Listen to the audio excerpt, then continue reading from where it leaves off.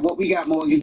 Listen, what we got is at the top of the front page news is you making sure you get out there to vote. With that said, Vice President Harris is discussing a wide variety of topics. She did so at her CNN town hall hosted by Anderson Cooper. She started off by talking about how she believes Donald Trump is a fascist and she questioned his ability to lead the country. She also answered questions about the border, saying the American immigration system is broken and she's the right candidate to bring real solutions. Let's hear more from Harris on CNN. America has always had migration, but there needs to be a legal process for it. People have to earn it. And that's the point that I think is the most important point that can be made, which is we need a president who is grounded in common sense and practical outcomes. Like, let's just fix this thing. Let's just fix it. Why is there any ideological perspective on it? Let's just fix the problem. Both parties want border security. The problem is both parties have politicized, the border, and that's the problem. Like, so now that both of them have politicized it so much, it's hard for them to come together and do something to actually fix it because somebody has to get the credit for it, Yeah. and that's the problem. Like, they don't ever take bipartisan credit for things. Whoever's in office is going to get the credit, but everybody wants border security. I know this town hall was for the undecided, right? I don't know what that town hall was for. Yeah, I think it was. I saw people dragging Dana Bash from CNN this morning because she said that sources were telling her that Kamala missed the mark with this town hall. I saw that was her first. Soon as the town hall was over, they went to the panel, and that's the first thing she said. And I thought she was way off base with that when she said that. Well, everyone's entitled to their opinion. Well, Harris went on to say that she believes there is an opportunity to end the war in Gaza and, of course, working towards a two-state solution. Meanwhile, former President Trump's running mate, J.D. Vance, he was in the swing state of Nevada yesterday talking about the GOP plan to increase home ownership for Americans. Let's hear from Vance in Nevada. Here's the crazy thing is my generation. I'm speaking particularly to folks in my generation and a little bit younger. Donald Trump and I, if you work hard and play by the rules, we're going to fight for your ability to afford the American dream of homeownership. We have got so many acres of federal land that are being totally unused, but we could build houses on that federal land and make it more affordable for American citizens to afford a good life. Anybody that starts off a conversation saying Donald Trump plays by the rules, I can't even listen to. Donald Trump does not play by the rules. So, from the DMV in close proximity to a lot of federal land, right? And I was kind of wondering what regulations would be in place for people who purchased a home on land or by federal. So, of course, Charlamagne, I chat and so basically what it came back to say was generally you cannot build a house on federal land without specific permission from the government. And as most federal lands are not zoned for residential development. However, in certain situations, though, like the land sale or a lease program, which y'all know what that sounds like, right? A government agency might be able to build on federal land, particularly if it's to address housing shortages, which there's no housing shortage in America. There's a shortage of people who are able to afford, or there's no housing shortage, but people need to be able to afford the houses that exist. And with proper regulations in place, a recent example is the Houses Act, which aims to utilize federal land for housing development. Now, Politico reported earlier this year that federal lots of land are mostly located in the West in areas where there's no roads or sewers, let alone a need for housing. That article came out August 9th of 2024. So, Envy, does buying real estate on federal land seem like a good idea? Well, federal land is usually like national forests. It's usually national parks. It's usually wildlife situations and things like that. So, like you said, it's usually where there is no roads or anything like that. It's usually forests and things like that. Now, the federal government does have lands that they repossess that they use for a lot of the things that they have that they can, give to people and give to people for great prices. But when they talk about the huge land and federal land that they own, it's usually for grasslands, forests, wildlife conservation, and things like that. Right, or monuments and things like that. In the DMV area, that's what we see. So I'm not sure that's the idea, but I'm sure into that. And I'm gonna bring it home to you. A ticker tape parade will be held today for the New York Liberty in honor of their first ever WNBA championship win. New York City Mayor Eric Adams applauded the team and shared more details on the parade that's headed down the Canyon of Heroes in Lower Manhattan. Let's hear from New York Mayor Eric Adams on the parade. People are working overtime to spread lies and keep us from the polls. Don't let them fool you. Your vote matters. Do your research and make a plan to vote early. Go to vote411.org to get all the facts. Big thing. We are excited. Congratulations, New York Liberty, for winning your first WNBA title. You made us proud, and we're going to make you proud. We're going to give you a ticker tape parade, 10 a.m. on Thursday morning. And then after that, we're going to have an amazing ceremony right here at City Hall to say thank you to our heroes. Congratulations. New York Liberty WNBA champion. Well, congratulations. I need everybody to go out there and support. Even if you work in that area, if you could come down about 10, 11 a.m. at lunch or whatever, and go out there and support those women and make them feel special. I went to one ticker tape parade, which was actually the ticker tape. Yeah, I learned Yeah. about that too, Lauren. It's like all the confetti. All the confetti they throw out the windows and things like that. Okay, I've seen it on TV. Yeah, I went to one, which was actually 16 years ago when I signed my deal with Power 105. The day I went to sign the deal, the Yankees had actually won, and I was walking through the parade to get to the old Power building to sign my contract. That was the only one I ever went to. But definitely go out there and support those ladies and those women.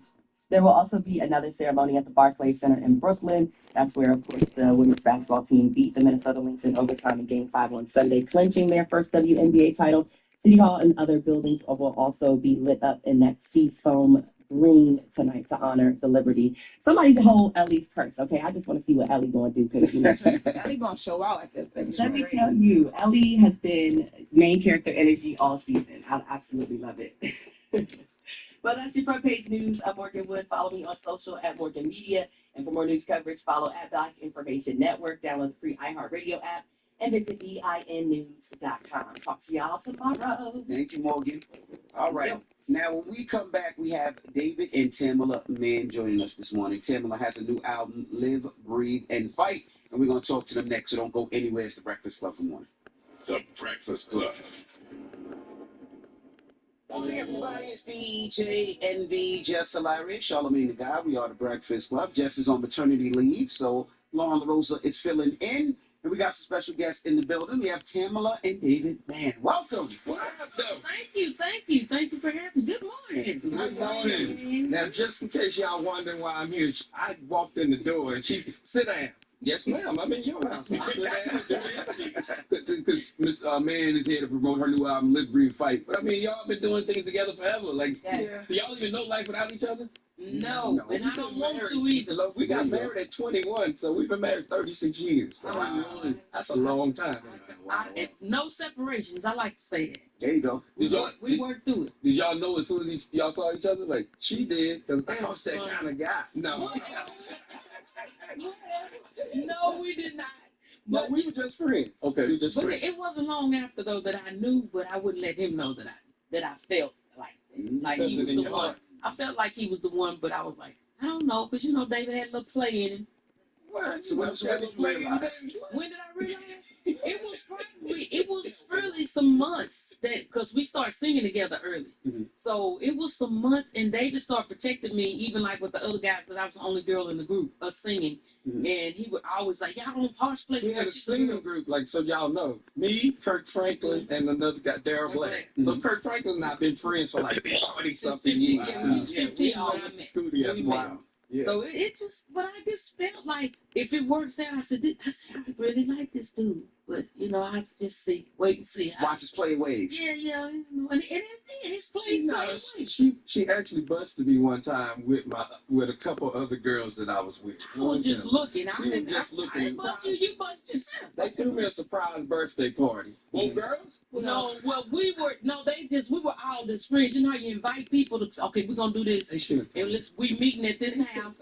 Mhm. We meeting at this house, but he brought somebody with him. So that we didn't know that he was going to bring somebody, but it was just people that we all knew. Mm. I was doing a little much. I'm for real. That's why I wouldn't hook up with her, because she was my friend, and I knew once I started that was it. She wasn't going nowhere.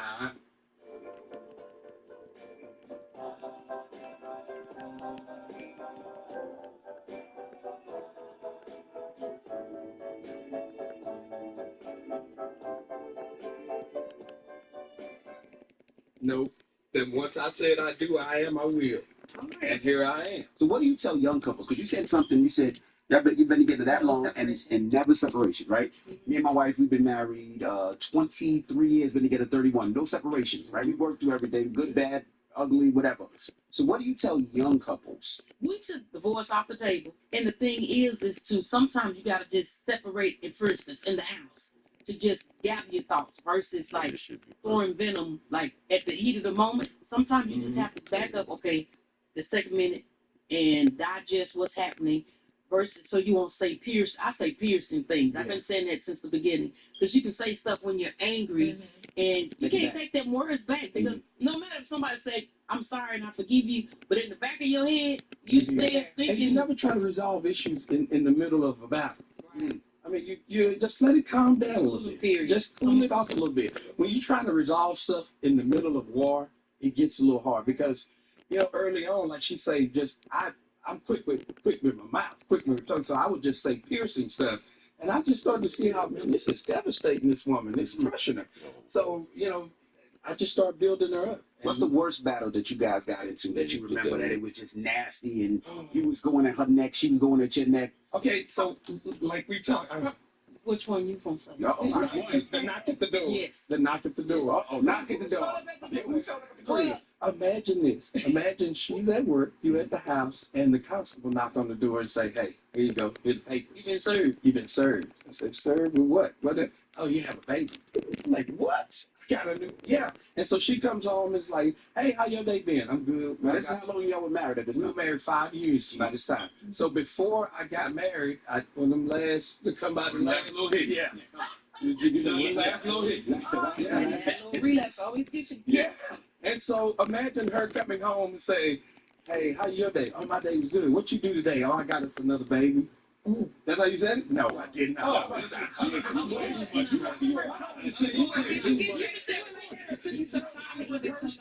took him some time to get it out. Okay. I rehearsed it because on the way home, okay, I'm gonna tell her like this. So you remember? No, I can't say it that way. So the time, and I just try to rehearse it. So finally I had to come and say, dear, I might have a child that I had. And the thing is he had two. He had two. He said from a previous argument. That's what he calls it. So they two different The ladies. best things that I've had with my two daughters. The best thing. So it's like I told him, I said, okay, now I accepted the one. Because I was there when she was born, because we was best friends. She was at the hospital.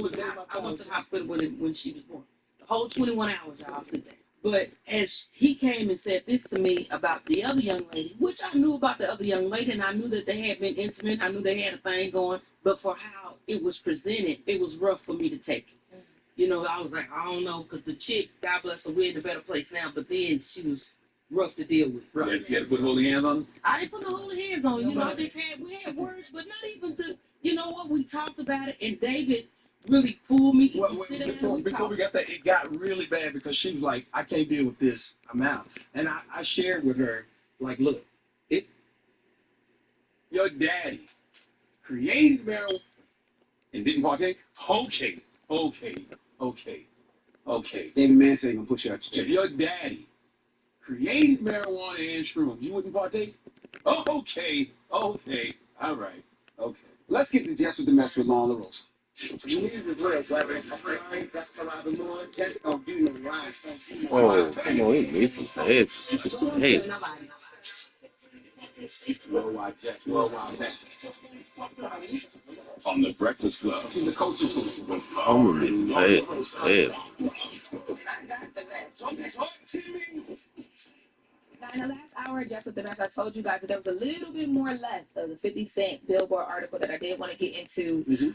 So they had also asked 50 Cent about Drake losing his footing in the battle when he started responding to some of the different allegations that were being thrown at him, because the person who was interviewing 50 says, I think that at that point is when Drake lost his footing a bit. And what 50 Cent says is, when you say something that isn't true and the person wants to defend themselves, they're encouraged. The public likes that you're vulnerable because it matters to you that it wasn't true, and then they jump on you. That's like Meek Mill. When they say Meek is Gay? Yes. When they say Meek is gay with the puff in the puff situation now, it's how he responds to it that makes people talk about it more. It gets bigger and bigger and it turns into things going on and out there. You don't hear one thing about French Montana, and French was in that circle and around a lot of that. Not one thing. But Meek is all over the place. It's the way that they respond to what people say about them publicly. They feel like, oh, that bothers you.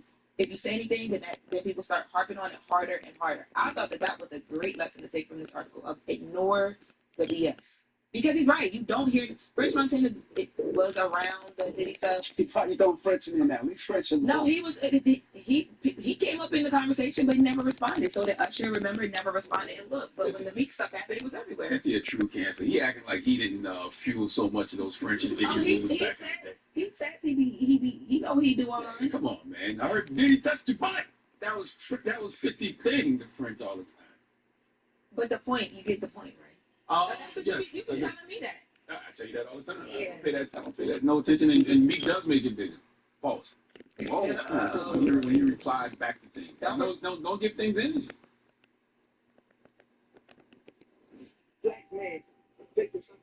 So then my one play just took me about 15 just to get through for it. When you look around and you're not sure, you can take this place with you. Let me just, With the Meek, that's what. Man, shut up. Man. You know what I'm talking about. You hear like that Palo Santos because you didn't say that God be smoking weed. And Yeah. Don't be trying to call for him now. He can't hear you. Truth is, he's tired. He cannot hear you. or she. Or she. I agree with that. Now, also, RZA had some comments too on the Drake Kendrick beef, and this is the last part, but I wanted to hear his comments too. Let's take a listen.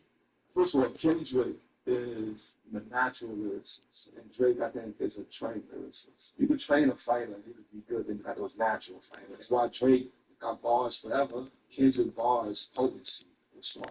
So the battle for bar was something that was just not good advice on Drake's camp. Drake is a powerful artist in our culture, and you can't take that away from him. The thing that these young brothers should recognize, as you get older, you gain more knowledge and wisdom and experience.